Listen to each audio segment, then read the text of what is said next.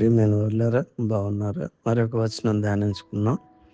నేను ఐగుప్తీయులకు ఏమి చేసేదను, మిమ్మల్ని గద్ద రెక్కల మీద మోసి నా యొద్దకు మిమ్మల్ని ఎట్లు చేర్చుకుంటునో మీరు చూచెదరు. నిర్గమాకాండం 19:4. ఐగుప్తు నుండి విమోచించిన ఇశ్రాయేలుకు దేవుడు ఇక్కడ 2 విషయాలను తెలియజేస్తున్నాడు. నేను ఐగుప్తీయులకు ఏం చేశాను, మరి రెండవది నా యొద్దకు మిమ్మల్ని ఎట్లు చేర్చుకుంటున్నాయి. వారు ఈ 2 విషయములను జ్ఞాపకం ఉంచుకొని దేవునిని హత్తుకునే యెడల ఆయన వారి చుట్టూ ఒక ప్రాకారంలో ఉండి వారిని కాపాడుతాడు. నేను దాని చుట్టూ అగ్ని ప్రాకారముగా ఉందును, నేను దాని మధ్య నివాసనై మహిమకు కారణముగా ఉందును. ఇదే యెహోవా వాక్కు. జకర్యా 2:5.